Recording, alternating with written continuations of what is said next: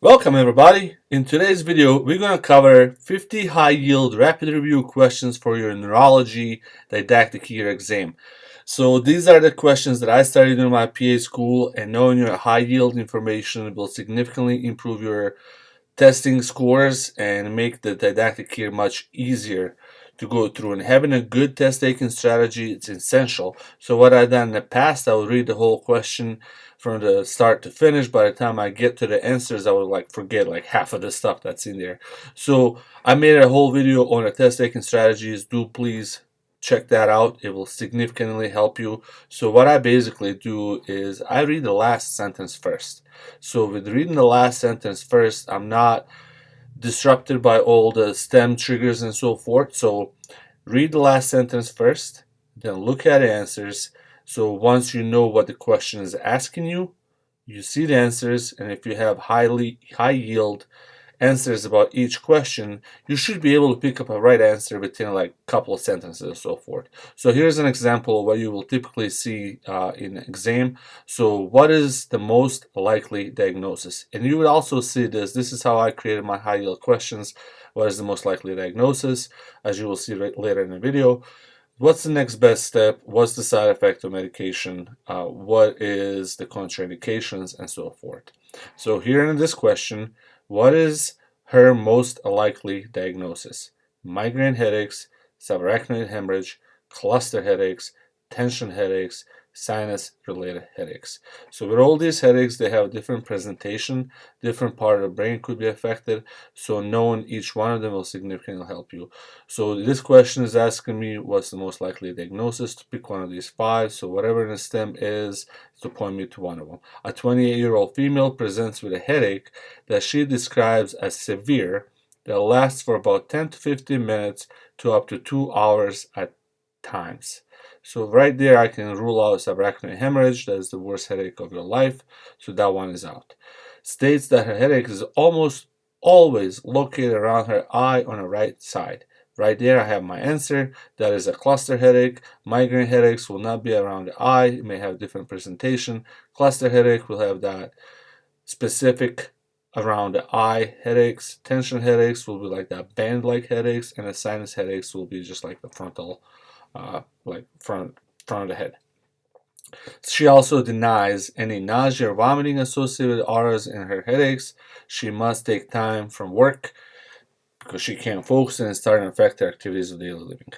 So just because they said it's 10 to 15 minutes does not mean it's one or the other one of these types of headaches. I know it's not subarachnoid because that'll be the greatest headache of her life. But when they said it's located around her eye, I know that is a cluster headache. So you see, guys, how reading the last sentence first and then looking at the answers, knowing a high yield information about each one of the answers can significantly improve your testing scores and retention of details. So without further ado, let's continue.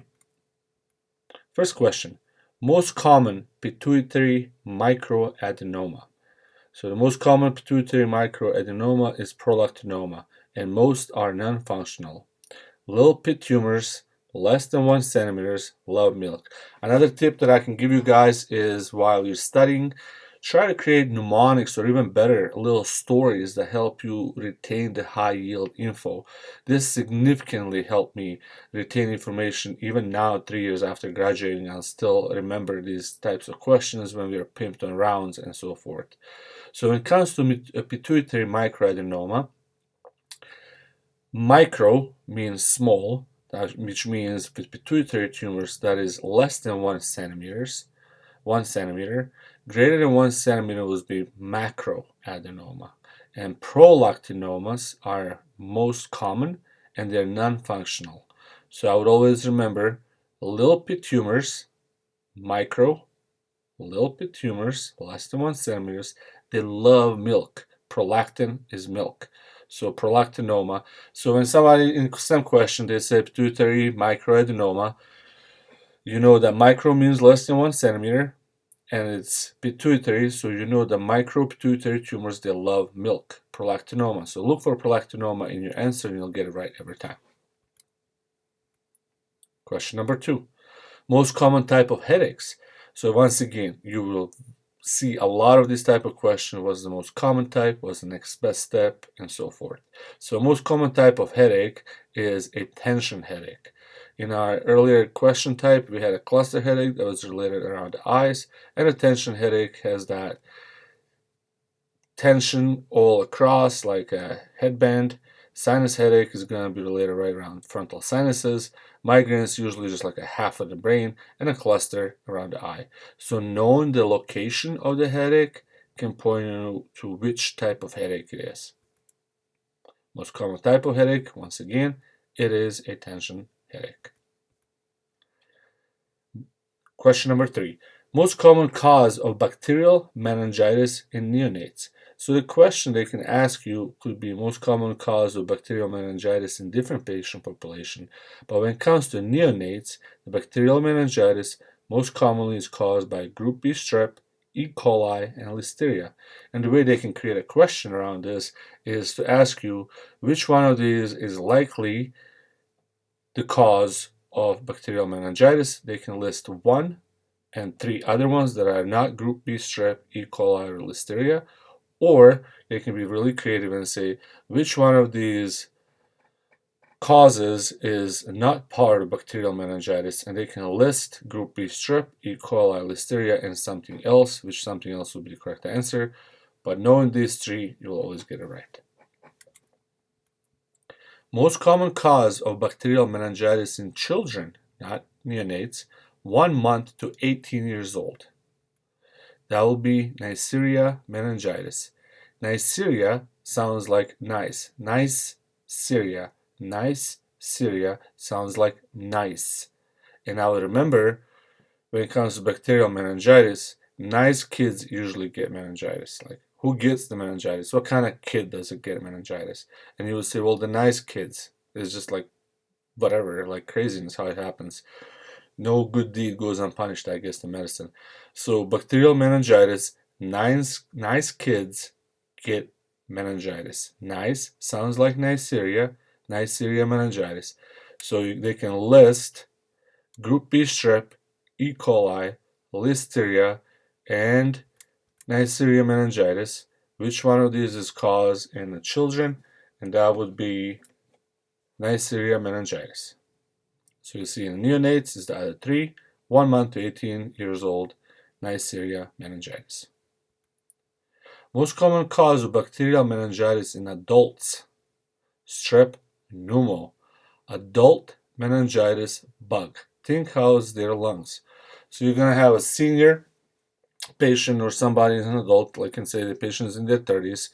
So you know the neonates, you have the 3, then Neisseria for 1 month to 18-year-olds, and then we're looking at adults if it's a strep pneumo. So if you have an adult patient, you know it's not a nice kid, you're going to say an adult patient with meningitis. Well, how's their lungs? Lungs, pneumo, strep pneumo. Adult meningitis, strep pneumo. Kids, nice kids, Neisseria meningitis. Question number 6. Which 2 physical exam signs are associated with meningitis? So they're going to give you all different kinds of physical exam signs, and they may ask you which one of these is associated with meningitis. And you're going to look for either Kernig's or Brzezinski's sign. If the question talks about any one of these 2 signs, you should be thinking meningitis. So here's a picture showing Brzezinski's and Kernig's sign. Kernig's sign, resistance of extension of the leg while the hip is flexed, and Brzezinski's is the flexion of the hips and knees in response to the neck flexion. So you bend the kid's neck, and his just knees and hips go up. Question number 8. Most common cause of encephalitis. So they're going to give you a stem saying the patient has encephalitis according to the MRI or CT findings, and they're going to ask you of all of these, which one is the most common cause, and the answer is HSV. Number 9. Under what Glasgow Coma Scale score should a patient be intubated? So the question stem could be a patient in ER, could be an inpatient, and they say these are the Glasgow Coma Scales, which you use on a daily basis in the ICU, and they're going to say under which score should we intubate this patient? And the answer is intubate if less than 8. Less than 8, intubate. Less than 8, intubate. Under 8, intubate.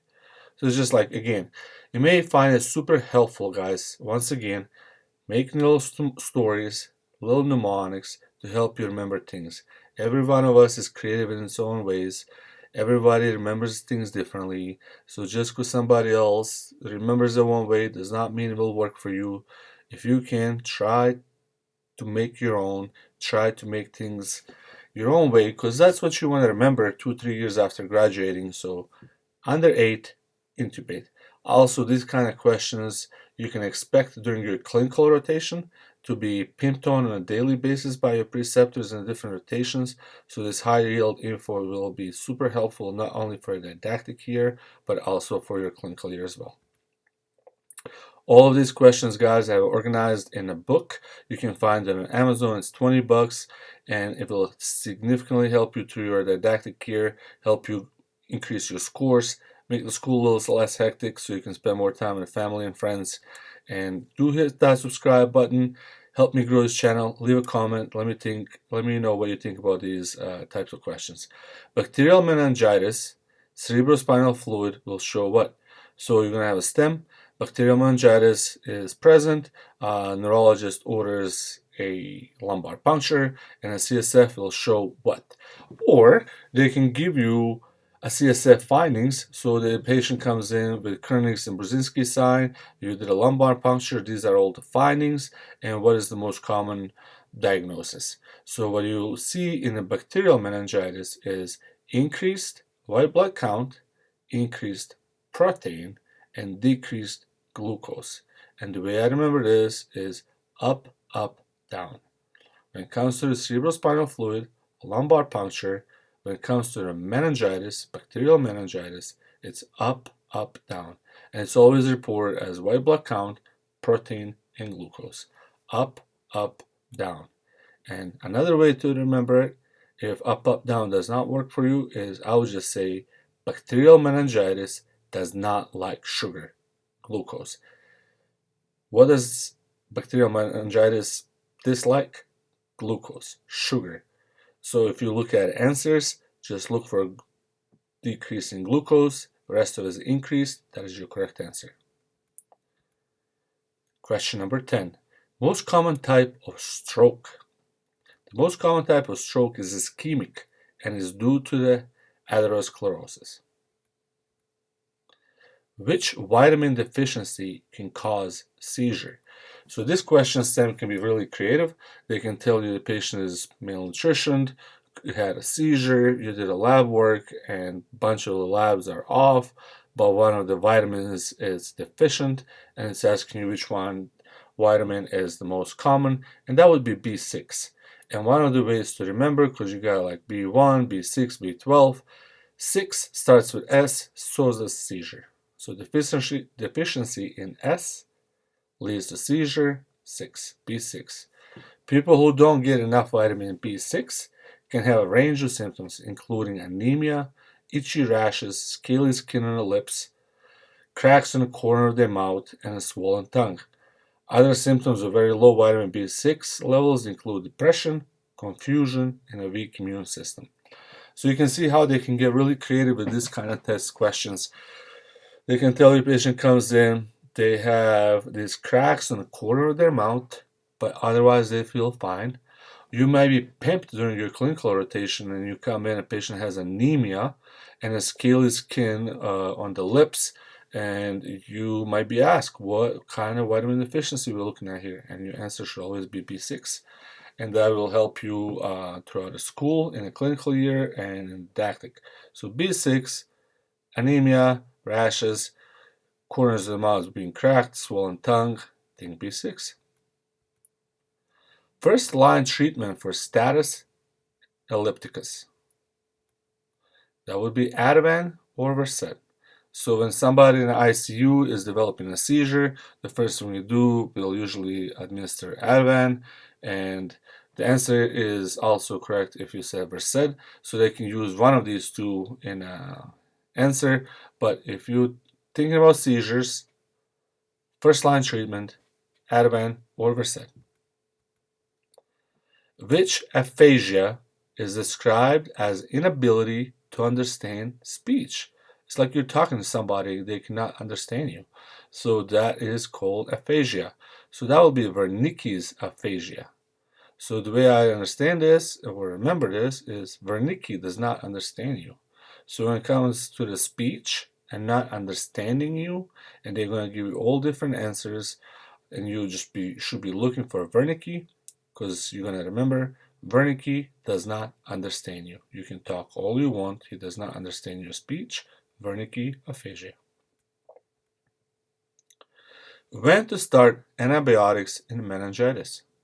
So the stem could be patient is diagnosed with meningitis, and they're going to give you different time frames to start antibiotics, and your answer should be within the first 20 minutes.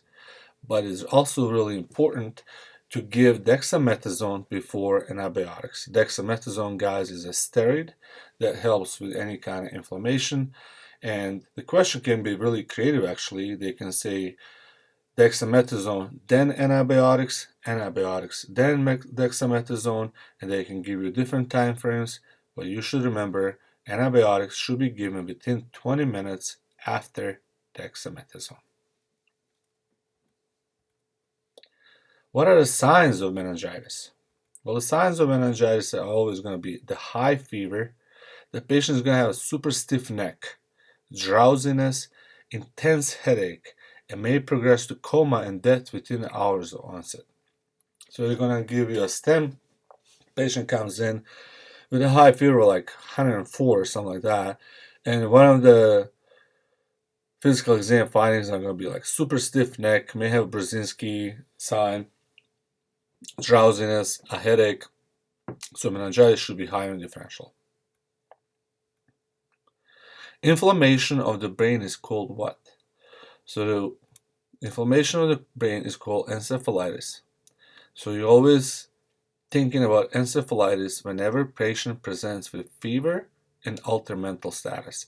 So they can get really creative with this stem, and they say patient was doing fine yesterday, then early in the evening was found by the roommate or a co-worker or somebody. Patient had a fever, it was really super hot to touch, and they had altered mental status. They were like talking gibberish. So with fever, altered mental status, you should be thinking encephalitis. HSV encephalitis treatment is, it requires immediate IV acyclovir. So they're going to give you encephalitis stem, fever, altered mental status, and they're going to say what's the best treatment options, and it should be, they can say PO, but his answer is IV acyclovir. IV acyclovir, encephalitis, brain inflammation is treated with IV acyclovir. You believe patient is having a stroke. You should order what? Well, but every patient that's believed to have a stroke, you should order a CT without contrast, blood glucose test, and oxygen. CT is ordered without contrast because the contrast can mask the blood. So if you have CT with contrast, you might be mistaking contrast for blood, so it's ordered without contrast, and you're going to check their blood glucose and oxygen level. 4 T's of tetanus.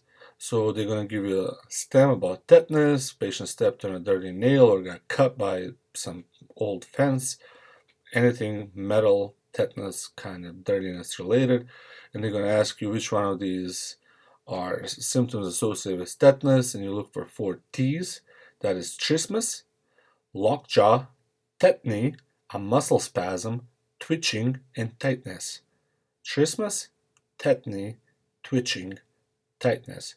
4 T's of tetanus: trismus, lockjaw, tetany, muscle spasm, twitching, and tightness.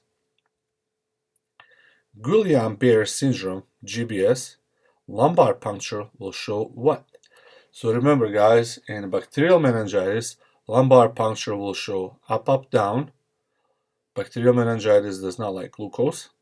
So it will be increase in white blood glucose, increase in protein, and decreased in glucose. But Guillain-Barré syndrome will show increased protein. Gillian only eats protein and will have a normal white blood count. So you can see how they can play with the lumbar puncture findings. They can say increased protein, increased white blood count, increased glucose. Incorrect, right? So increased protein, normal white blood count, normal glucose. Since only increased protein, Guillain-Barré syndrome. And the way I remember this is I say Gillian only eats protein. He eats the protein at the camp.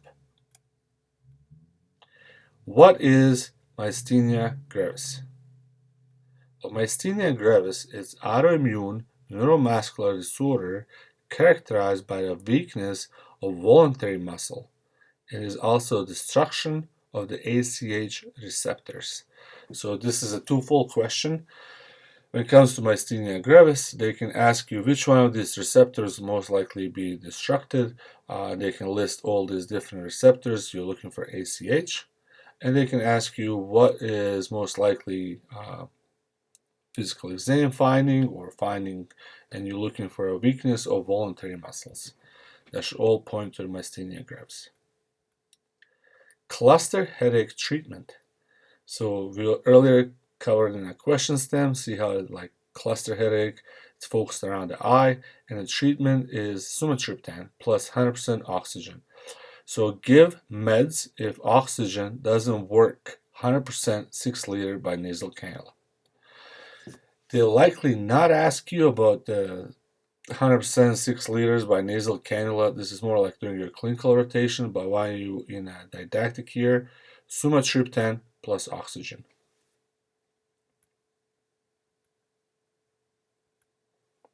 Peripheral vertigo symptoms.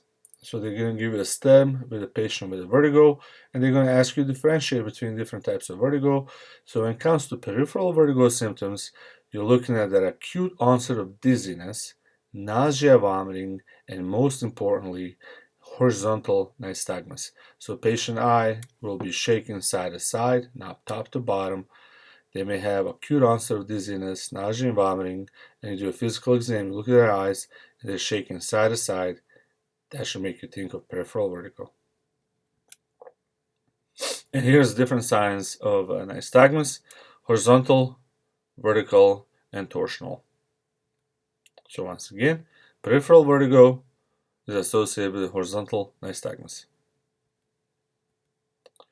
Headache that is periorbital in location. Think, well, we already covered this. This is your cluster headache, like it was an example question. So knowing different locations of the headaches can make that question super easy for you. So cluster headache around the eyes, sinus headache, frontal sinuses usually.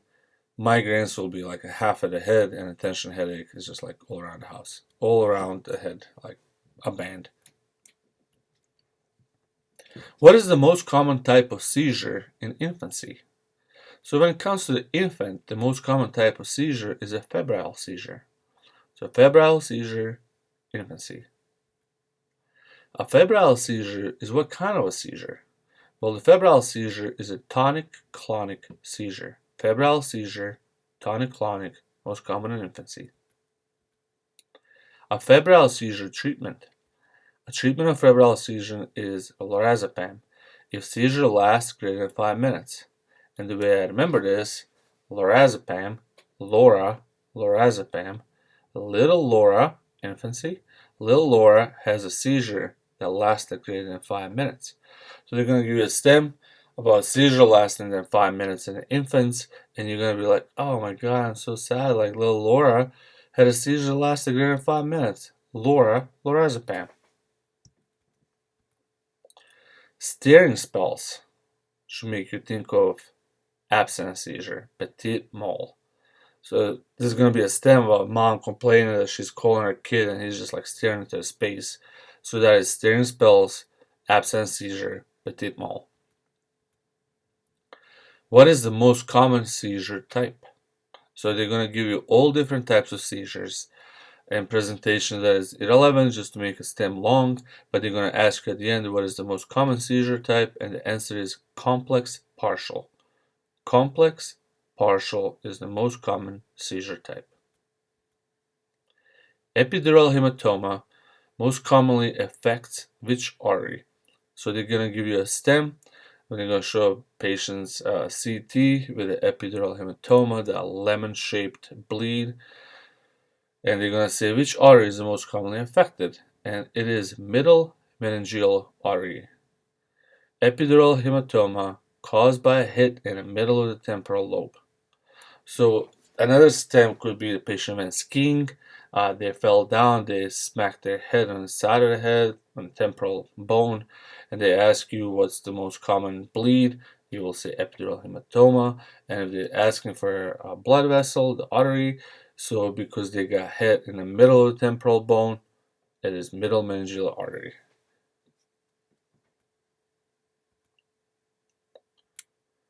How does epidural hematoma look like on a CT scan? Well, I already kind of gave that away. It looks suture to suture, oval lens shape, like a lemon. It's non-crescent shape.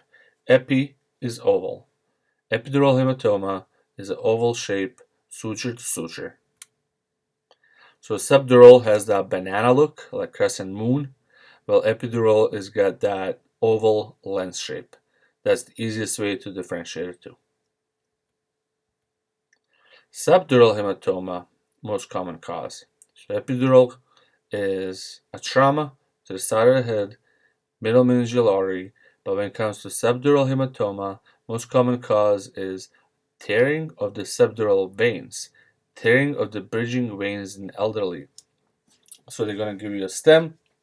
They can tell you middle meningeal artery to make you feel like it's epidural hematoma, but if the question is about subdural hematoma, it is always about subdural veins, tearing of the bridging veins. Another separator is epidural hematoma. It's about arteries, and subdural hematoma is about veins. This is a crescent-shaped bleed, banana-looking bleed. So subdural B in a subdural, B stands for banana, where epidural does not have a letter B in a word. So again, like I created these little stories, they help me. You can create your own, you can use mine. Whatever helps you get that score, get moving. Let's get that PAC. Let's just go. So crescent shape, banana looking bleed, subdural, B stands for banana. Epidural does not have a letter B in it. Another stem question could be alcoholics that fell and had like new headache or altered mental status. So with alcoholics, you should also be thinking subdural hematoma. Patient comes in and they present with the worst headache of my life. A worst headache of my life should always make you think of subarachnoid hemorrhage caused by the rupture of the berry aneurysm. So we have our epidural hematoma, a lens-shaped, that is trauma to the side of the head, middle meningeal artery. Then you have subdural, and now we have subarachnoid hemorrhage. Subdural is a rupture of the bridging veins. It's all about veins in subdural. Epidural is about arteries, and subarachnoid is about aneurysm. So this is our berry aneurysm. MS, multiple sclerosis, will have which cerebrospinal fluid findings? So they're going to give you a stem. When it comes to the MS, you usually be thinking about 20, 30-year-old, mostly Caucasian of Northern European descent. Usually first signs will be like the vision issues and the polyneuropathy. And you do a lumbar puncture and they're going to find high IgG oligoclonal bands. So oligoclonal bands, MS. Oligoclonal bands, MS.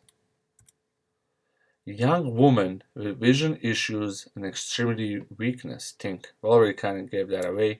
That is MS. So again, usually you'll see it in young females. It can happen in the males, but it's about 5 to 1. So young females, vision issues, extremity weakness, think MS. And again, guys, all of these questions are super high yield. You can see how they can help you with the testing strategies. Read the last sentence first, skim over the answers, and know these kind of things will significantly improve your testing scores. And keep in mind, these questions are the ones you'll be pimped on during your clinical rotations, as I pimp my students like this on a daily basis. So next question, 36. Which beta blocker is used for treatment of motion tremors? Tremors at rest is Parkinson's, but motion tremor is treated with propranolol. So tremor at rest, the pill rolling, that is your Parkinson's, right?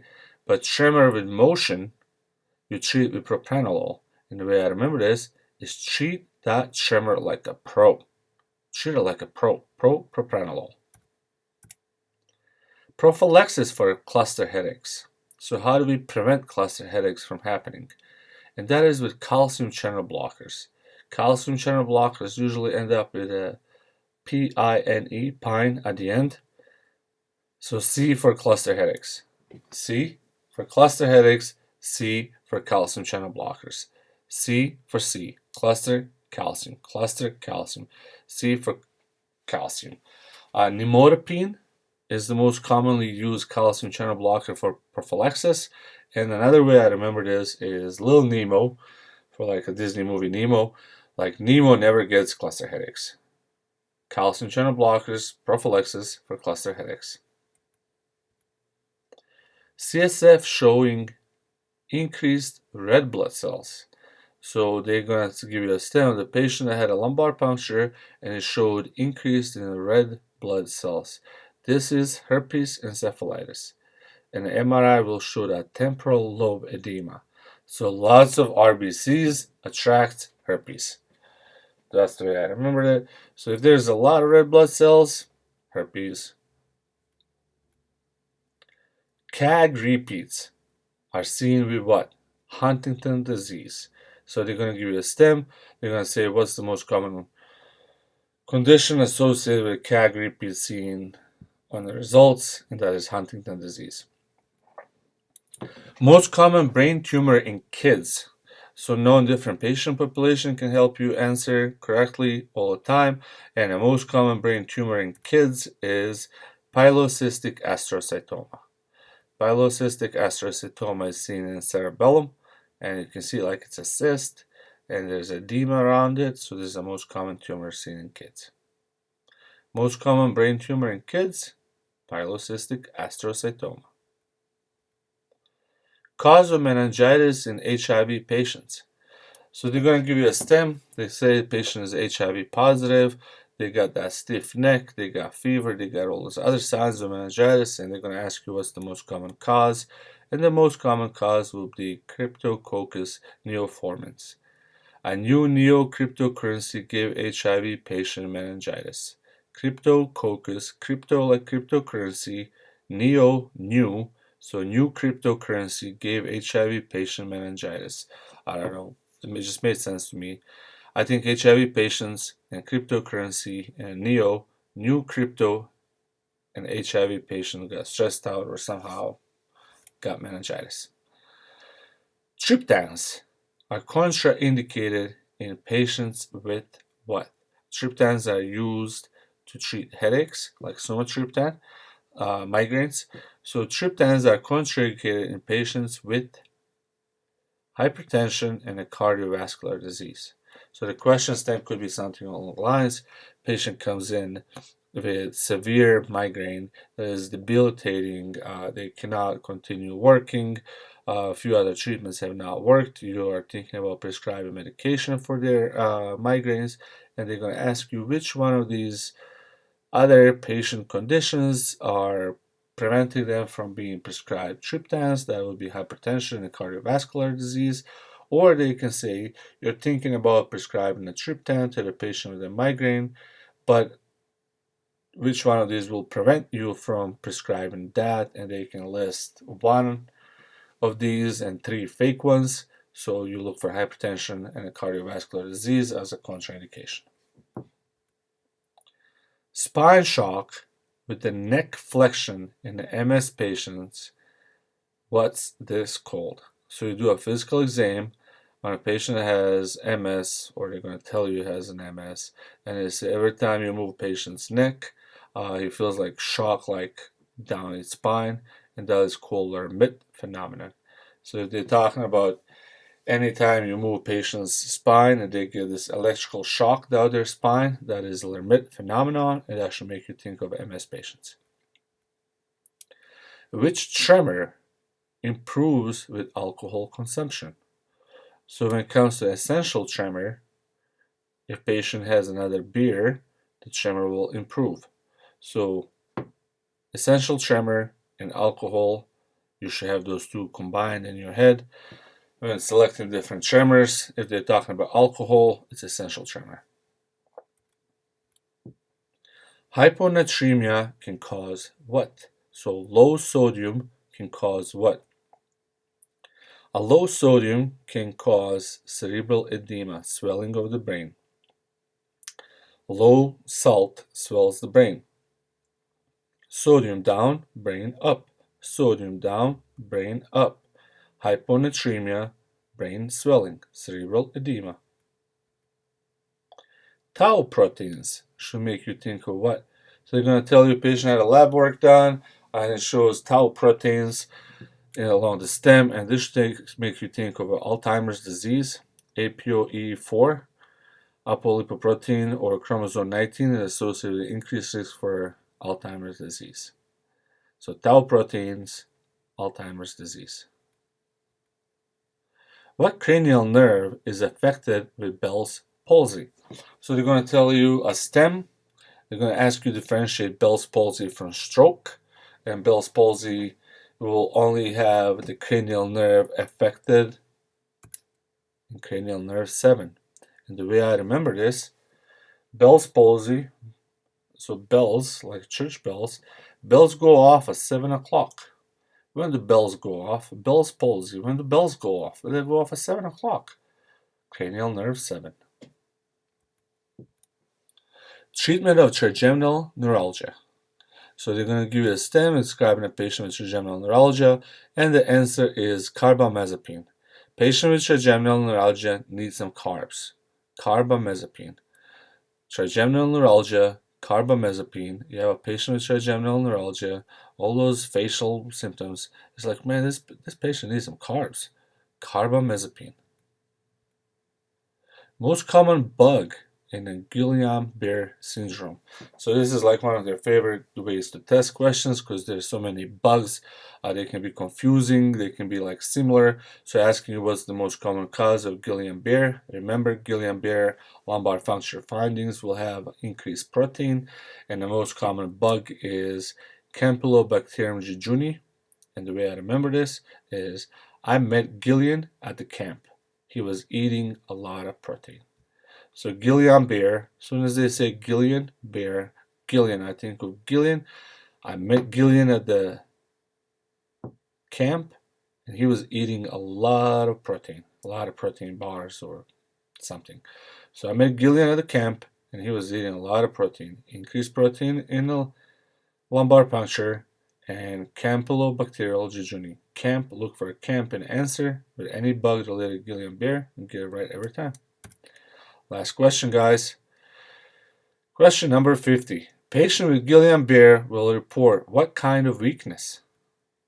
Ascending weakness and numbness. That is weakness from the feet moving up. It starts in my foot and now it's moving up my leg. Pain in the foot, moving up the leg, increased protein, and Campylobacterial jejuni, Guillain-Barré.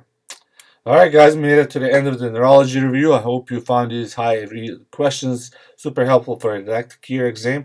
I plan to make an exam review like this for every class during your didactic year. All of these questions and some are in a book. Sorry. All of these questions are in a book, so do feel free to check out the book. It's on Amazon. It's $20. I hope it helps you. I wish I had a resource like this when I was going through PA school. You guys got this. Think about it. Thousands and thousands and thousands of people have done this before you, so you can do it, period. That is my mantra through PA school. You guys got this. Hit that subscribe button. Leave a comment. Let me know what you think. Help me grow this channel. And good luck, and I'll see you in the next video.